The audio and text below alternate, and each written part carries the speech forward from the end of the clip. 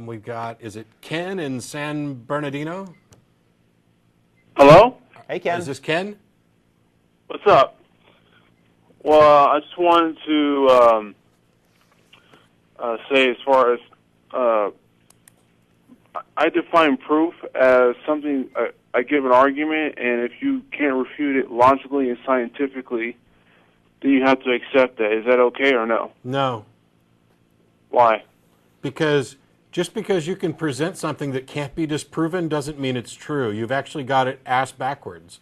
In order for something to be believable, in order for a claim to be, in order for it to be justifiable to believe in a claim, there has to be evidence to support it. Yeah, without evidence, it's entirely possible. It's entirely possible to form an internally consistent logical argument without it being true, right? All you got to do is feed false assumptions into it, right? False premises. Well, if it's so, I can say, you know, everyone from Italy is green, and Fred is from Italy, therefore Fred is green. There's nothing wrong with my logic. What's wrong is that, in fact, everybody from Italy is not green. It's a factual problem. Oh, well, okay. If it's consistent with reason and science, that's what I'm saying. Did you hear? I said that. I said if it's consistent with logic and science, you can't refute it scientifically or logically, then you have to accept it. That's what I'm saying.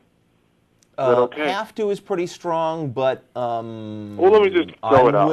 I'm willing to move forward, you know, tentatively on that basis. Matt? The way, okay. No, the way logical arguments work is that you present your premises and draw a conclusion from them. And if the argument is in valid structure, then the conclusion must be sound if the premises are sound. Now, we can question premises all day long. Is that all? I mean, because if you're saying, I'm going to present something, and as long as you can't disprove it, you have to admit that it must be true, that's nonsense. Oh, no, I never said that. I'm sorry that if you thought that. Okay, go ahead. Just move on then. Can I move on? Sure. Yeah, go ahead. Okay. Called last week. Okay. When you trace all the way back to the expansion of the universe, you're done. You get what they call what? When you trace all the way back to the expansion of the universe, you're done. You can't go any further back. Whoa. Am I done? You're going to hang me? No, let it. No, I'm sorry. Go ahead. Oh, okay. He's finishing your sentence for you, that's all. Oh, I'm sorry. I was going to... Okay. No, go ahead. My bad. You get what you call a singularity that constitutes a boundary to space and time itself. So what we have is really 5 options here we can conclude. We can conclude that there was a natural cause, which we only have 3 options that are known. The multiverse, the Big Bounce, and the quantum fluctuation, the vacuum. But these options have been discarded by non-theistic scientists for a variety of reasons. They contradict science and it's just simple logic. So, excuse me. Uh-huh. As far as I'm aware, not all of those things have been rejected by the scientific community as a whole. Are you simply saying you can find scientists? Excuse me. No. Not I don't mean as a whole, like all of them. I mean the vast majority of them. There's a consensus. No. Well, most of those them, things most are of not. them. Are not. They are not all rejected by a scientific consensus among the scientists and the scientific community. That's not true. They're certainly not. They're certainly not rejected. Most of them. Which ones aren't? They're certainly not rejected in your oversimplification that they defy simple logic. And by the way, even if there were no explanations, even if all of these had been disregarded, so what? Well, I was going to go getting rid of possible answers does not make some other answer true. You cannot go through. You cannot go through. Shut up for a second, please. You cannot go through and say this didn't work, this didn't work, this didn't work, this didn't work, and in any way ever for the rest of time, if you did this, get to therefore this must be true until you have identified that you have actually enumerated all possibilities. I know that. You're getting ahead of me. I'm so far ahead of you. I heard this shit last week when you called. Go ahead. Yeah, but this is not... Okay. So wait a minute. You have just conceded, Ken, that only most of these things that you listed have been rejected by scientists. I'm not even sure that's true, but suppose it is. Which ones haven't? Because as long as there are still some in play, the argument you're trying to make still won't work. I'm saying that as far as, because they're inconsistent with science and reason, guys. If they were inconsistent with science and reason, don't you think there would be a consensus among scientists that they needed to be rejected? No, it's not a democracy. And you have conceded that there isn't. Huh?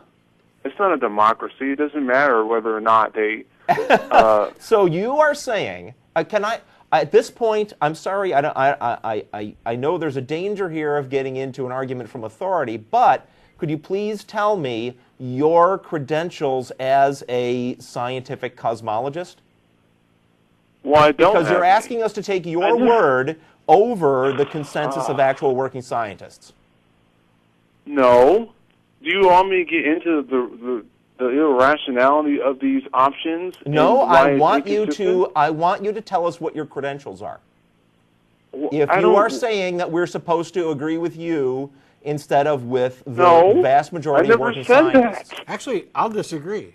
I'd rather hear you tell me why these are irrational, because I don't think for a second you understand these at all, or that you can demonstrate why they're irrational. I don't care what your credentials are. If you're right, you're right. Go ahead. Okay. Okay. I'll get into that after I go. No, you'll get into that when you call back next week. You don't get to dictate when you're going to get to something. You called in last week with this first cause crap, and you call in this week with another version of the same thing. Put your thoughts together. Don't begin with statements that say, I'm going to talk about something, and as long as you can't refute it, it's therefore true. And don't make broad-based generalizations saying, here are some possible explanations for the universe. But they're irrational, and they violate simple reason, and the scientists have rejected them. It's nonsense. And he agreed that it was not. He had, admitted when challenged that that was in fact not true. So his argument doesn't start, even out of the gate. He wanted us to accept that assumption, which he himself knew was not true. Which is why I tried to head you off at the pass in the first place when you said that when you get back essentially to the event horizon, and I interjected, you're done. That's because you're done. Everything else is speculation. Well, is the multiverse hypothesis accurate? Hell, I don't know. I don't even know if I understand it enough to say whether or not it's possible or probable. It doesn't matter.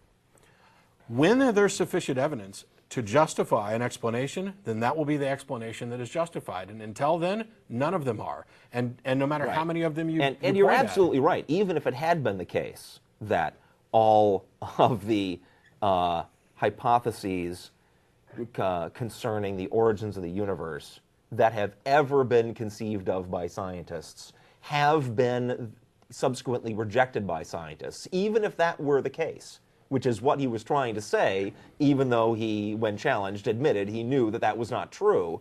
Even if it were the case, that would not mean God did it. Yeah.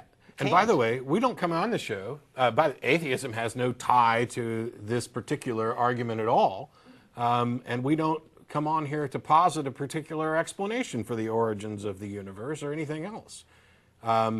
Okay, it's kind of like saying that 2 plus 2 doesn't equal 8 or 15 or 17 or 19.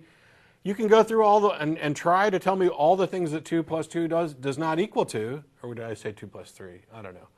In any case, you can go through all of the things that it doesn't equal to, but until you identify what it does equal and why, you haven't done a thing. Telling 2 plus 2 does not equal 8 or 13, therefore it must equal 57. Ha-ha, because those are the only answers I can think of. Yeah. Well, congratulations. Right. I'm happy that people who can think of more answers are working on the problems. We got John in Coos Bay, Oregon.